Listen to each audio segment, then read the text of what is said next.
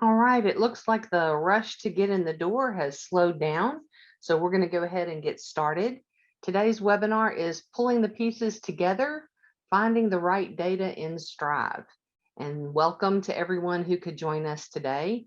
I want to introduce myself. I'm Paige Parker, one of the training and implementation specialists here at Eduphoria, and we are lucky to have on the call also our product manager, Shanna James. Shanna, you want to say hello? Hey, everyone. So today we're going to be talking about appraisal analysis and some new things that are going on. Before we get started, just a couple of little business items. You have a Q&A button in your navigation pane for the Zoom meeting, and we're going to get you to post questions there. If you would use the Q&A and not the chat, that helps us to track things and answer the questions better.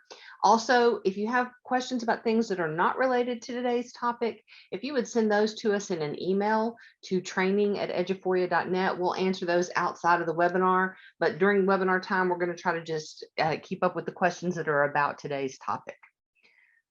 All right, our objectives for today, as I said, we're going to talk about some new features and developments, some new things that are going on. We're going to learn about the new document summary feature. Some of you may have discovered it on your own, but we'll get a little more detail from Shanna today. We're going to review some things about how detailed analysis can provide insights for you. And we're going to go over some items to ensure that your summative is set up and ready for any reporting needs that you have. So that's what we're going to try to get to today in this webinar. All right, without further ado, Shanna, things look a little bit different when you go to appraisal analysis now. Why the change? What's going on? I love how we're playing this like we're like I don't know the answer. Yeah, I love it. Yes, absolutely. So as we continue to add different options and different features for analysis, we felt that having one entry point, like a single entry point for those experiences, was important. So now when you click on appraisal analysis on the left-hand menu, you'll come to see what we're calling our landing page. So on the landing page, now you see we have a new little thing there called document summary. As we continue to add things, you'll probably see this page morph a little bit over time. We spent a lot of effort this year bringing these analysis options to districts, mostly as a result of needing more data to help drive the teacher incentive allotment. So everything we're doing here will add to that experience and improve your ability to do the teacher incentive allotment if you are participating in that. So one thing I do want to call out is that it does look a little different, but we're making sure as we add new features here that we're including a description of the tool, but not only that, we're including in like italics kind of a best for scenario. So for document summary, we have best for formative analysis to identify coaching needs. Now, this isn't the only thing that you'll do, but it is helpful. We're hoping that as we're adding these little kind of best for scenarios, it will help guide you to what type of analysis you want to use. Detailed analysis is something that we have released. That's what's been out there since last, I think it was early fall, maybe even at the end of summer.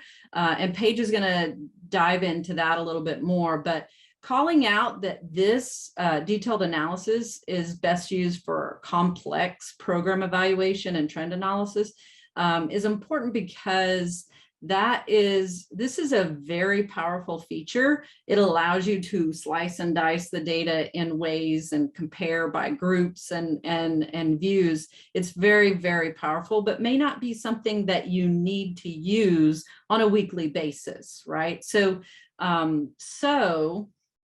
recently we have released a new analysis option called document summary. So we've kind of rebranded our document analysis as a document summary to help draw the line between those two analysis options.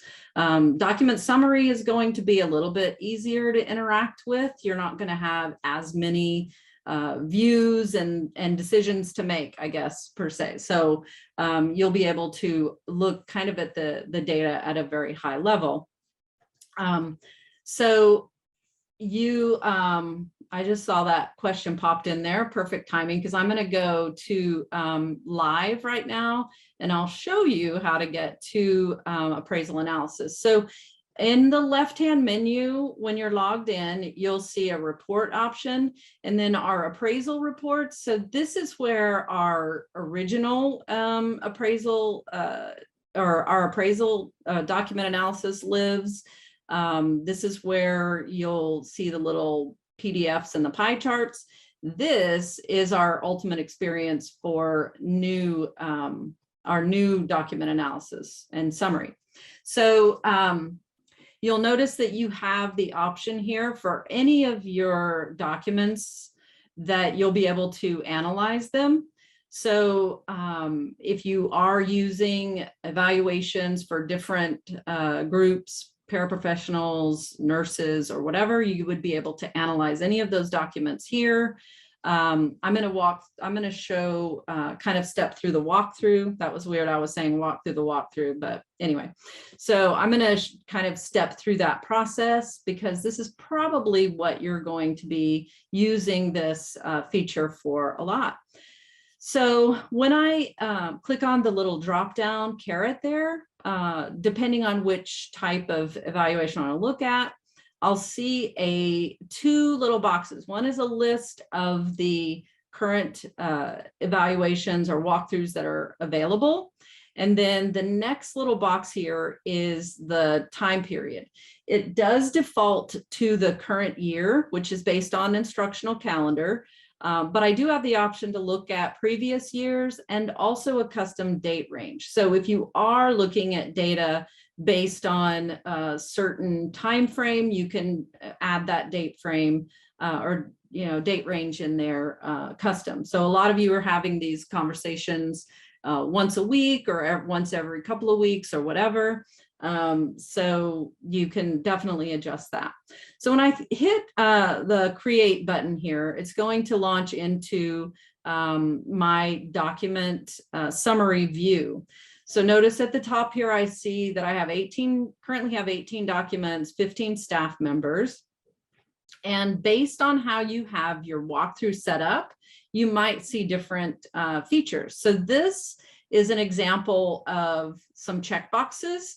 And so you can, at a glance, as I'm looking at different parts of my walkthrough, depending on how they're set up, I can easily see if there are areas that I might want to focus on. I have some, like a lower percentage here for provides academic feedback, maybe questioning and wait time. So depending on how you have your walkthrough set up, this is going to give you some really good data that you can take back, and you can know like what you might need to bring into coaching conversations or possibly some professional learning in those areas. I know a lot of districts have instructional practices or instructional strategies that are listed here that you can check off that you're viewing as you go in. And this is an example of look fors based on the domains. This is really, really powerful because, as you know, in an observation, you're going into the class one time, you're observing. This gives you a really good feel for what is happening on a more regular basis in the classrooms. And all of this stuff is going to feed into the summative, which Paige will share in a little bit. So notice here's my checkboxes, and here is an example of the matrix items. And I do want to call out that we are highlighting the no response that could, benefit in different ways, but that we wanted to make sure that we were pointing that out if there were documents that had no responses. So from here, I have options to filter at the top. So as I filter, I can drill into a specific school and it will only show me the data for that school. I can look at a specific subject and it will show me that specific, the data set from that subject. So really, really powerful stuff that I can really get into seeing more of like, okay, who are the people that had issues with differentiating products or whatever. So so in the filters, those, regardless of whatever you have chosen up here, will show the data. Now there is a new, you guys have this right now. You have the option for document summary now. What you don't have, and I'm showing you from our dev environment, we have not released this yet, but it is coming out probably next week, is the option to view that same data in a table. So this is pull up your data that you have, and then it gives you the raw data for those answers for each of those. When you're looking at the percentages, you can actually go in here and see, you know, who had a no for that specific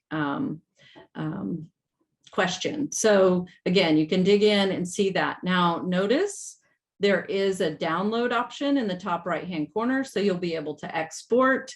And the cool thing here is that's different from the other where you could export before, is the fact that this exports the data that you're looking at on the screen. So if you have filters set and you just want to export that data, it'll allow you to do that, or you can take your filters out and get your whole data set.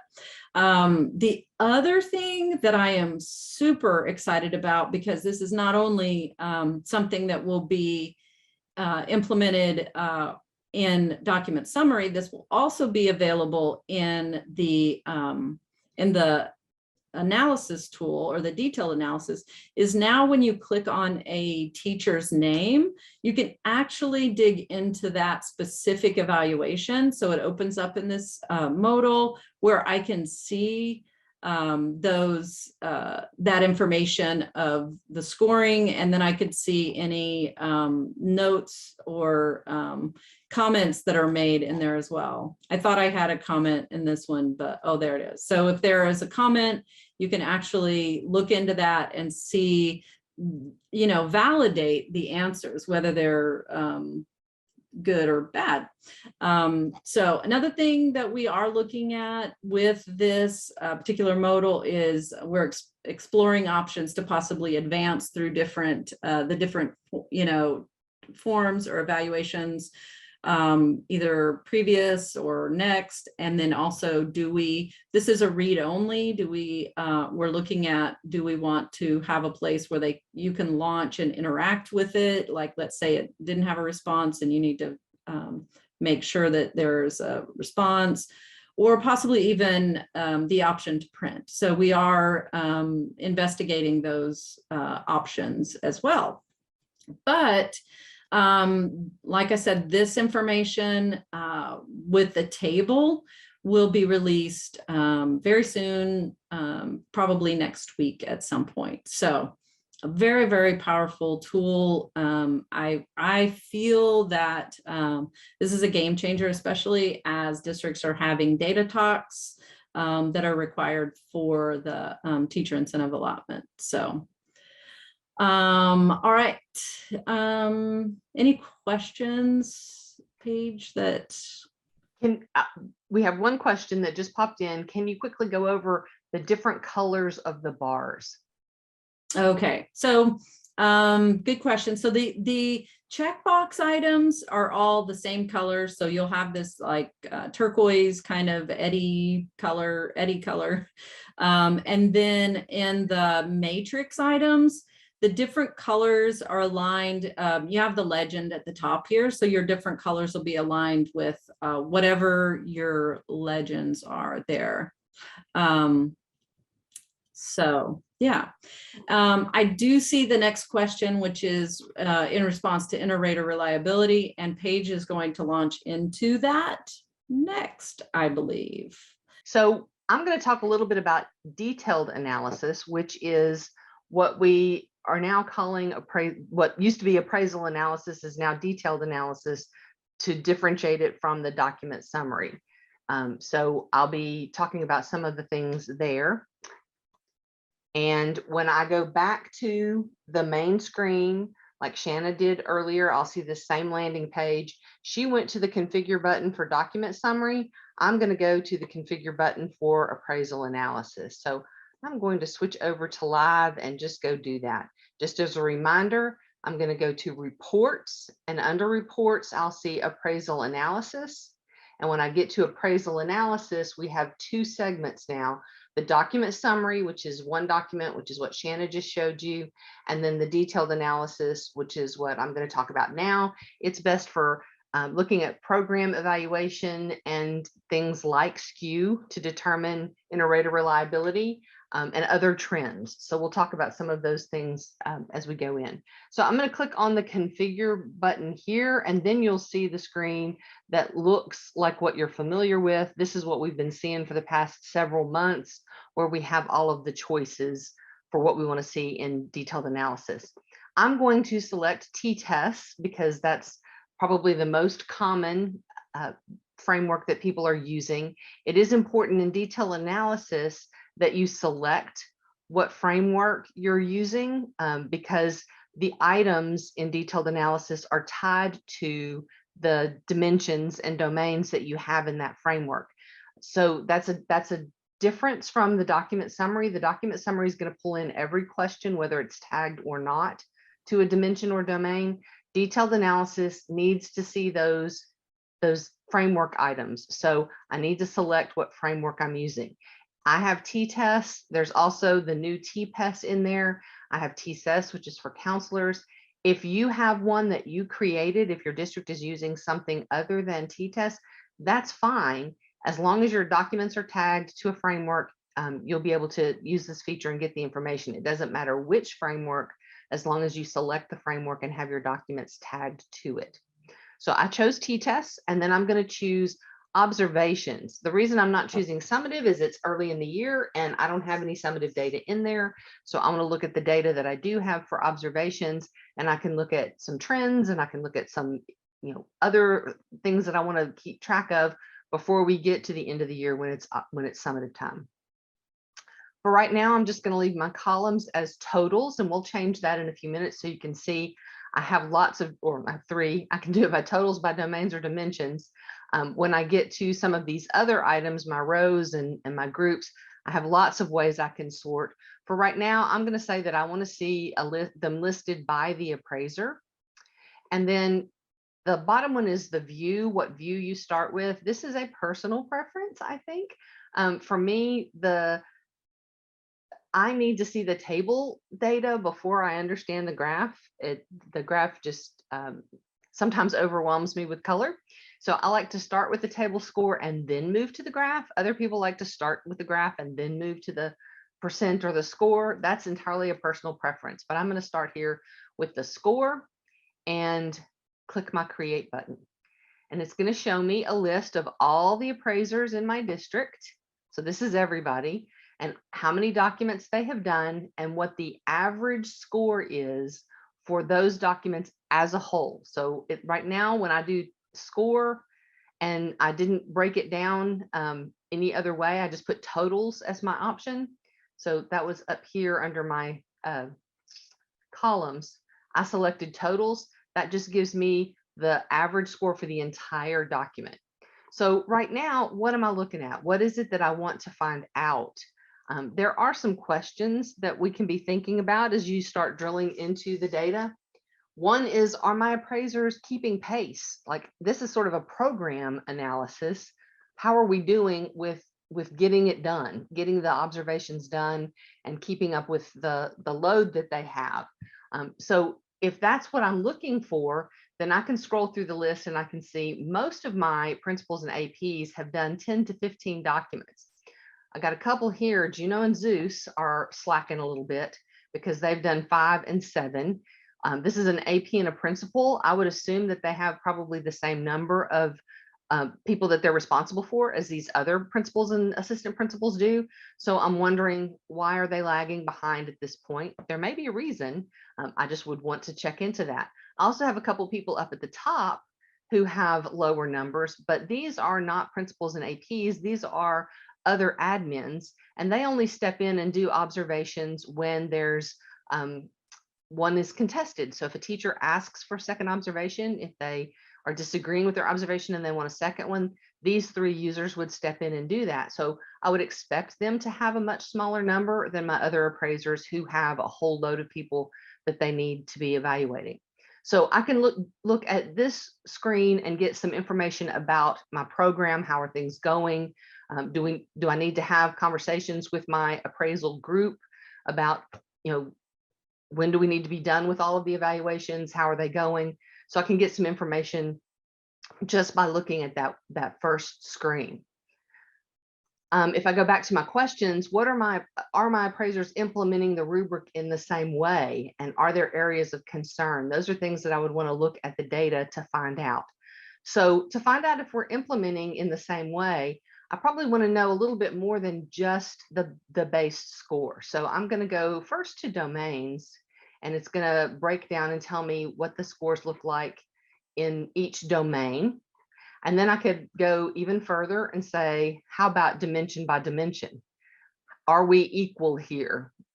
Are we aligned here? Sometimes it's hard for me to see this when I look at the whole big list of appraisers. So it helps me to break it down a little bit further and say, I want to group them by schools. So now I'm going to see all of the Alabama, and I'm going to zoom out just a hair, all of the Alabama high school administrators, and I can compare what their scores look like dimension by dimension. I can look at each one of those and see. If I scroll down a little bit, Alabama didn't look too out of whack, but when I get down to Pine Valley, there's a pretty big difference between Erica Kane and the rest of the evaluators at Pine Valley Middle School. She's my easy grader here. So her numbers are higher across the board than anybody else on her campus and higher than the campus average also. So there may be some issues here with inter-rater reliability. We may need to go back and look at the document and talk about, are they interpreting that document the same way and applying that the same way? Maybe when I'm looking at inter-rater reliability, I really want to focus on the learning environment and not so much on planning. So I could go into my dimensions I have selected up here, but I could come down to an additional filter and say, I only want to see domains 2 and 3 dimensions. And so I'll apply that. That narrows it down to 2.1 through 3.3, and I can really focus on what do the scores look like in those areas that I'm most concerned with. Are we a little better aligned in this area? Were we more out of whack in the planning section or somewhere else? Where is it that I need to focus on the differences between the way the rubric is being implemented appraiser by appraiser on the campus? And then I might also come up here and say, I just want to look at schools, and I'm going to take that group off. Let's look at the schools as a whole. And is there a big difference between the campus average? This is not an individual appraiser anymore, but is there skew from campus to campus? And is that something that I need to be focused on? Is there a big gap here, or is there a big one that's way, way higher than the others? I noticed that the 90s Academy has lower scores in a lot of areas than the other campuses, sometimes not by a whole lot, but they are kind of across the board lower than the others. How can I interpret that data? What do I need to think about to figure that out? And then I also wanted to talk about looking at different groups. So I could go back to my appraisers. I don't want to focus on my appraisers. I want to sort by appraisers or set my appraisers as the rows. I can group by school again if I want to, but this time I'm gonna try to figure out, okay, let me go back to Pine Valley where Erica is the easy grader. Is she specifically easy on one subject area and more than the other, or is it across the board? I could come up here to subjects and I could say, let's look at how they do on language arts. Well, she is even higher when I look at just language arts than she is for her average. But if I say, how does that compare to math? I'm going to come in here and select math. And she is still higher than everyone else. So hers are kind of higher across the board. But if I look at everybody as a whole, Tad and Adam are higher for their math people than they are for their average as a whole. So are we implementing across the subject areas the same way? Or do we just have stellar math teachers? It could be that, but I would want to look at this and try to figure out, is it a subject area difference or is it a grade level difference? Are there some areas where the rubric is not being implemented equally across appraisers, across subject areas, across grade levels? I can search the data in a variety of ways to get that information. If I don't want to have to scroll up and down just to look at Erica down there, I could say, I just want to see that one campus right now. And it will narrow it down just to that campus. And I can go campus by campus through the data and see what I need to see. So I mentioned that there are different views, and I always start out in the table score just because that's the way my brain can start better. But at some point, I might want to move over to the percentages in the tables and look at those percentages. When I'm looking at like a single document here, I've got 0% and 100% because there's only one document. Whereas on this one, because there are two, I've got a 50-50. When the number is higher, let me get the math off of there, so that when the number is higher, then my percentages are spread out a little bit more. I always have to walk myself through that information so that I don't think, why is it everything is 0? And it has a lot to do with the number of documents in the sample that you're looking at. But I can view these by percentages, and sometimes that's helpful information, especially when you're looking at the campus as a whole. What are our percentages in this particular dimension? And then the final view that I can have, instead of my table at all, I can go into that graph view. And so I can see that same information, but now those percentages and numbers are showing up here in a graphic representation. If I zoom out a little bit more, it shows the graph a little bit better. So you can see distinguished is black, accomplished is dark blue, proficient is this purple color, developing is salmon, and improvement needed is what we used to call goldenrod back in the day. I don't know what that color would be called now. But I can look at what the percentages are when I float over, and I can use my key up here to kind of figure out where I am. But if I want to see, okay, these are way over here, how does that line up? What do I really need to focus on? I can click on just one of the colors and it will left align that for me, which is sometimes more helpful, especially if I go back and take off all of my schools. And I'm going to view, let's see, I want to view schools not grouped. There we go. And now I'm going to see, as a district, where are we in terms of developing? So I have each of my campuses and what percentage they are developing in dimension 2.1. So I can see if there are some big gaps there. Is there a campus that I really need to be concerned about that has a higher number of developing? Are there campuses that I'm going to wonder, why do they have no developing? Do I think that's an accurate number?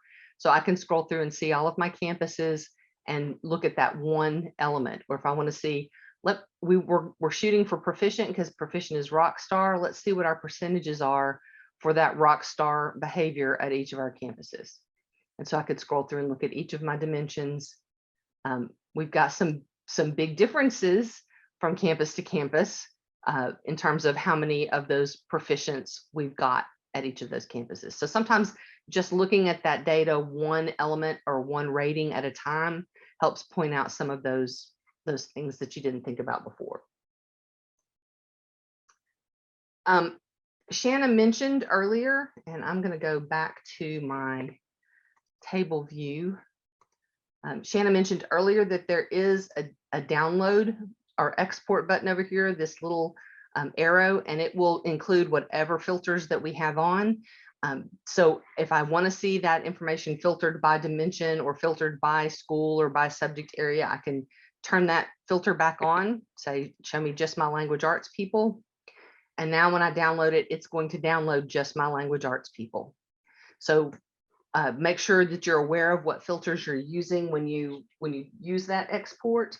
And also just a reminder that the export is a static document, whereas appraisal analysis, the detailed analysis and the document summary are dynamic, which means if somebody does an observation in the next 15 minutes and I come back here, it's going to pop in, but it's not going to join into that spreadsheet that I downloaded a half an hour ago. So keeping in mind that this is dynamic and you'll have the most up-to-date information, this is where I would always come to first, and only download if I need to share that with somebody or manipulate the data in some other way that I can't do here. Okay. Hey, can I call out, when you go back to that screen, I want to call something out really quick. Yes, ma'am. You'll go back to that. So if you are looking at different document, like if you have more than one observation document, or if you have, you can actually filter to those. So you might, like if you go in here, because it's tied to the framework and not the specific document, you might see multiple columns of in there that are like the ratings in multiple ways. So you can filter into a specific document from here.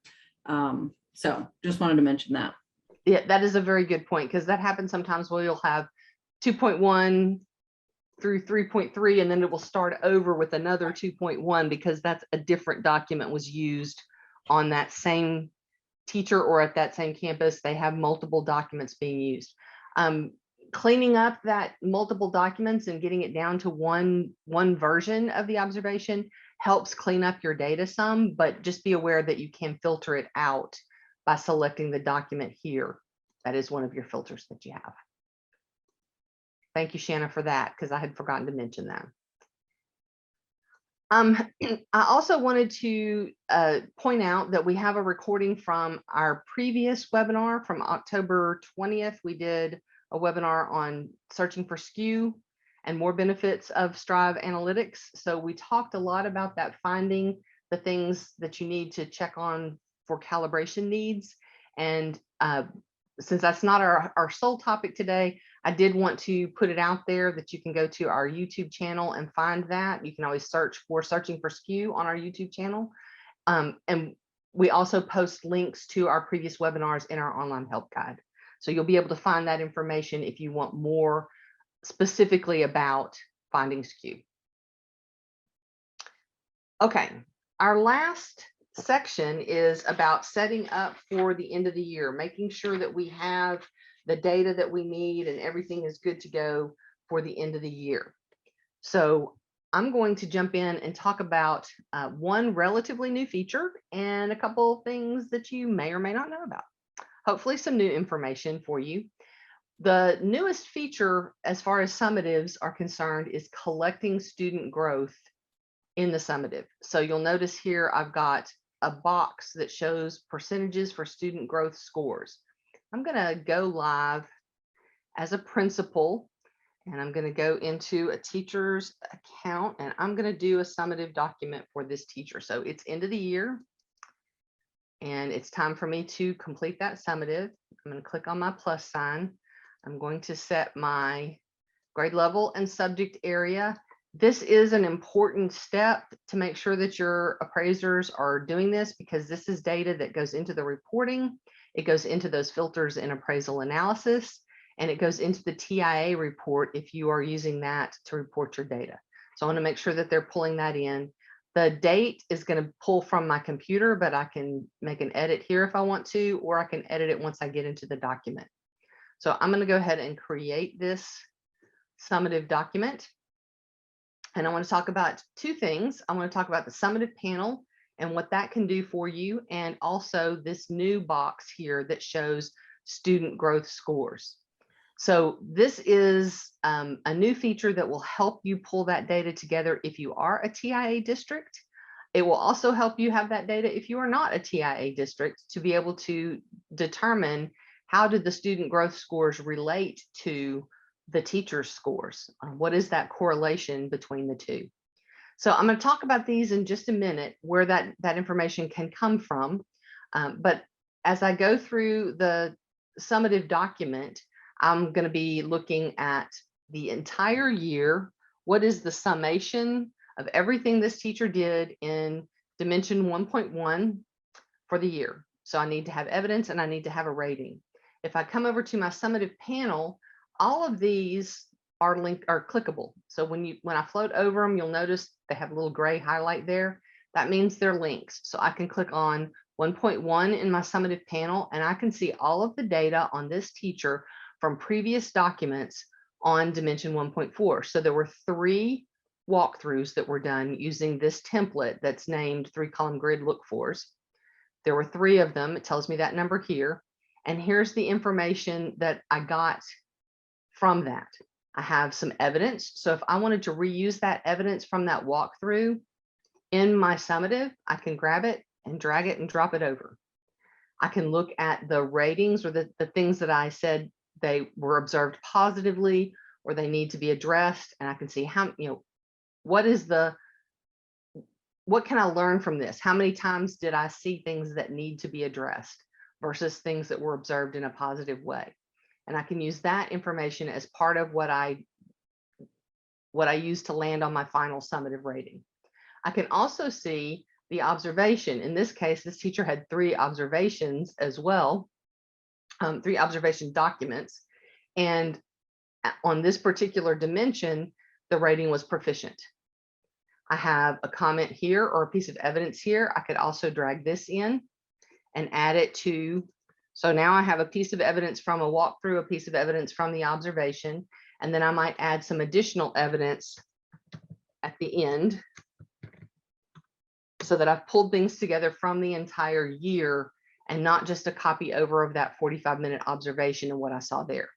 I can also scroll down to the bottom and see if any professional development credit was earned in this particular dimension. In this case, it was not. Apparently I registered but did not attend. And if my goal was related to this dimension, I would see it here as well. And so I can look at all of that information and say, okay, the score was proficient on the 45 minutes, but maybe if I look at all of the other things up here, I had a lot of needs to be addressed.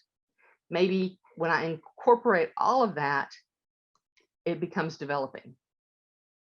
And I would have documentation up here to explain why. What was it that I saw, not just in that 45-minute period, but throughout the year, that I've copied from walkthrough comments and things like that, that I could put in the evidence to show why that is not the same. And it's not always going to be the same. Sometimes the goal is, the hope is that it's going to be higher at the summative level, that after the observation, I learned from that and I grew and I got better. But sometimes I just put on a really good show at observation time. So I can have a change. I just need to make sure that I've explained that change with the evidence that I'm showing. If I want to see more about the walkthroughs, those 3 walkthroughs, I can click there and see the dates that they happened. And if I want to look at one of them specifically, I can click on it and it'll open up the whole thing and I can see any data that was there. Now, this one is just a blank one because I have a blank one in my system. I made bad choices picking that one. But normally when I click on the walkthrough, I'll be able to see what the actual scores are and anything else about that particular document. This is a summary of it, but I can see each one individually. And then I would go back to my full panel and I would say, okay, now I need to look at dimension 1.2 and see what's going on there. Again, I've got 3 walkthroughs to pull data from. I can find any comments. I can see this is the teacher self-assessment, what the teacher thought. And then I can see what happened on the observation. In this case, I also have a goal that's related to this dimension. And so I might want to look at the goal work and see if that changes anything about the overall score. I can look at the goal. I can see all of the evidence that has been collected for that goal, and that may make a difference. That may be something that I add into the comments about this one. I might copy over some comments, but also add some comments in about the goal work that was done and how I think that has affected their overall classroom performance in that particular dimension. So I can get that information from the summative panel. And I can do that for each of the dimensions as I go through the document. When I get down to the bottom part, domain 4, there's usually less information in here about domain 4. If I go to professional development, any courses that I took will be there. And when I go to goal setting, my professional goal and my student growth goal will be there. Other than that, there's usually not much. If I go to school community development, there's usually not anything from the observations or walkthroughs related to those items. So that comes from other things that have been observed. But when I come down to do that student growth component, I have a couple of things that I can look at. First of all, I can look at the goal itself. So I can click here on the student growth goals, and I can see what they wrote for their student growth goal, what they wrote for their action items, what evidence they collected, just like I can with that professional goal. But if you're using the student portfolios, I can also click on the portfolio snapshot, and I can expand that and see what did they write for their descriptors for their target skill profile. I can see how they did their final ratings. So at the end of the year, after rating my students on the target skill profile, I can see how many of my students landed in the expected growth, exceeded growth, expected growth, did not grow, or I have 4 that were unscored at this point. And I can also see the demographic group to see if my teachers did a good job with their demographic makeup of their student growth group. This information right here can be used to fill in those percentages. So I can say I have, I'm wishing that this added up to an even number. So it's going to be about 55. I'd have to do the math. I would grab those numbers and come over here and say, I had 45% who did not grow. No, that's high.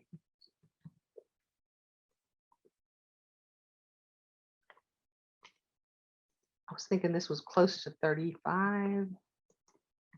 That's 70. So that leaves me with 30. Okay. So I'm going to pretend like those are the actual numbers. I did not do the math and I can't do it in my head.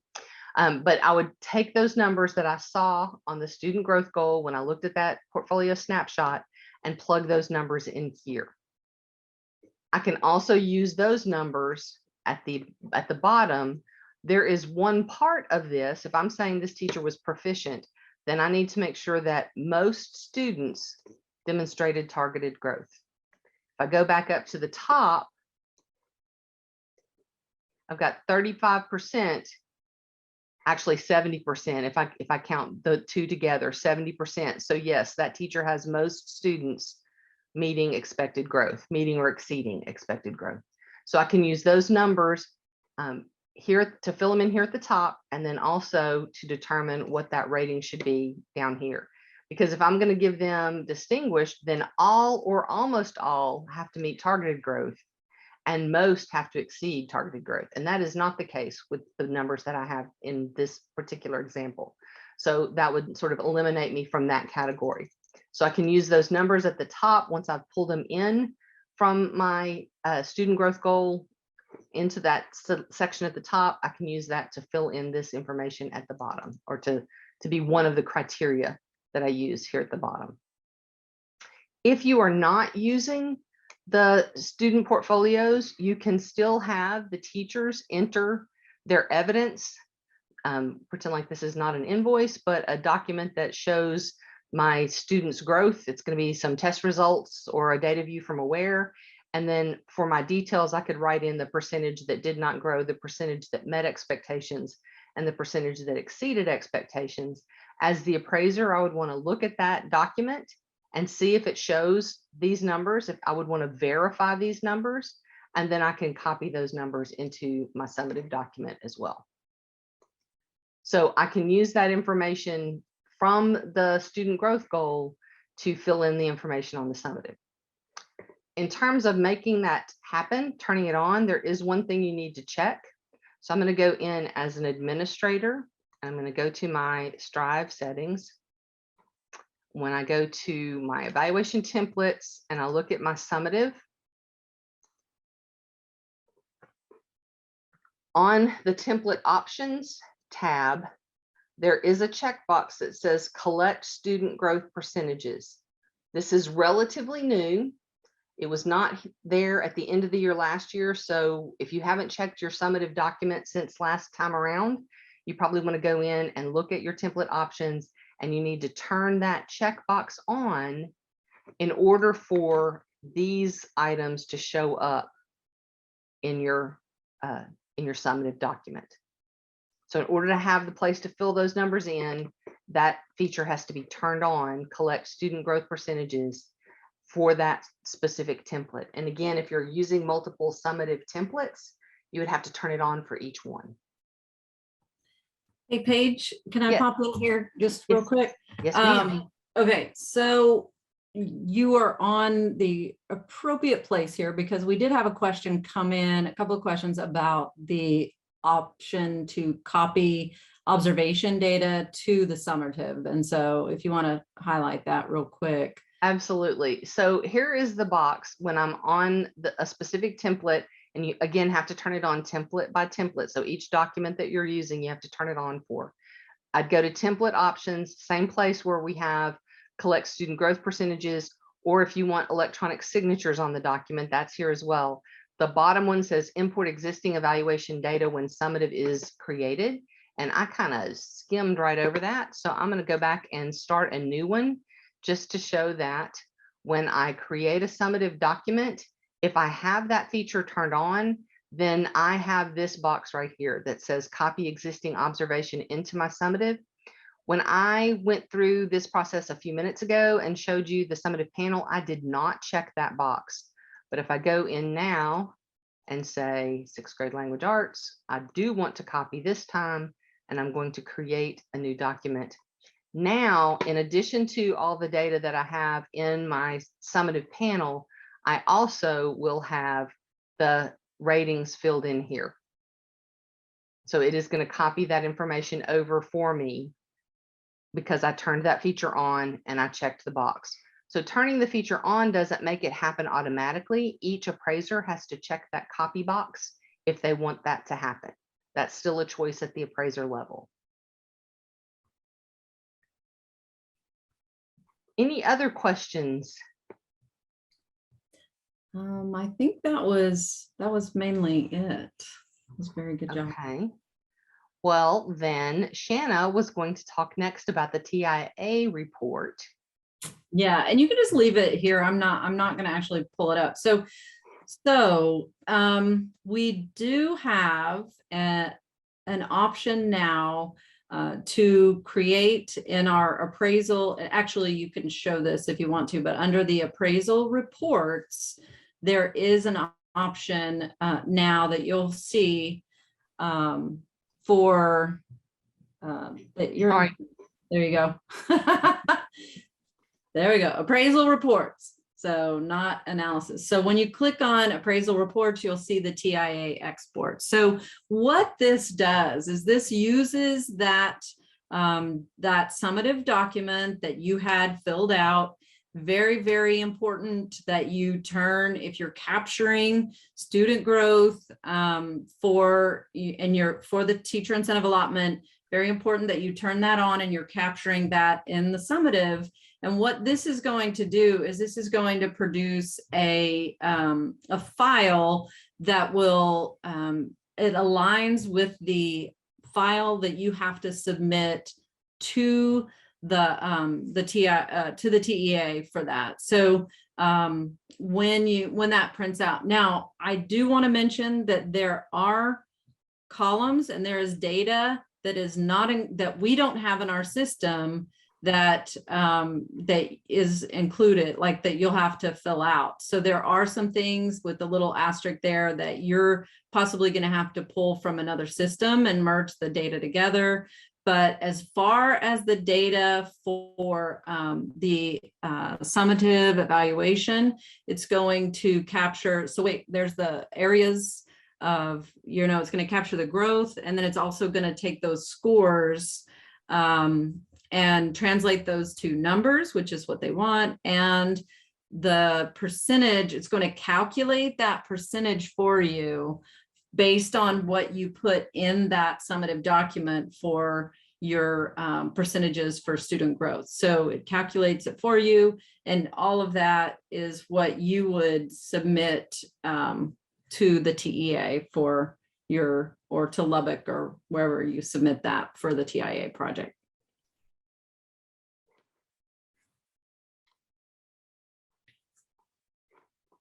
All right. I think you talked about all of those. I'm going to pop up the Q&A and see if we have any questions here. Okay, we've talked about copy feature. When I pulled the file, our TIA campuses are not reflected. Gaia, if you will shoot an email to training, I will go in and check out what's going on in your district and get back to you. And that how do you turn on the copy feature? That was in the template option of that document. So if you go into the summative document, you'll go to the template options, and that is where you turn that copy feature on. I'm going to go into one template, go to template options, and this, it says import here. That is the copy. That is going to import it from observations into summatives. Yeah. Yeah.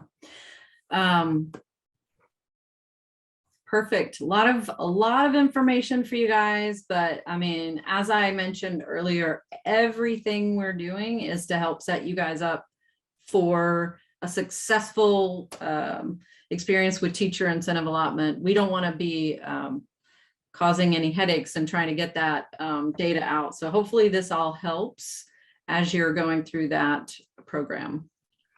And the data is good to have, whether you're participating in TIA or not, or maybe you're thinking about TIA and you're just starting to pull that data to look and see what it's all about.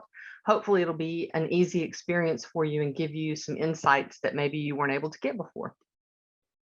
Absolutely. And also a little hint along those lines of the teacher incentive allotment. We are exploring and looking at options for that teacher observation and student growth correlation report. So look for that to maybe pop up on that landing page sometime this year. Woohoo! Just a couple of reminders. We do have another webinar scheduled February 23rd, which is part of the Spotlight series. Brazosport ISD is going to be giving some testimonials about online testing. So if you're interested in that, put that on your calendar. And if you have a QR scanner on your phone, you can scan that QR code if you are not already signed up to get our monthly newsletter. And also you'll be able to see information about past webinars. And there's a link there also to our YouTube channel, youtube.com/Eduphoria videos. And that's where we post all of our webinars. You'll also receive a link after this 24 hours after. It's not as fast as it used to be with our other system, but 24 hours from about an hour from now, you will get an email and it'll have a link to the recording of this webinar. Okay, thank you for your time this afternoon, and we hope you have a great rest of the week and that we'll see you at another webinar in the future.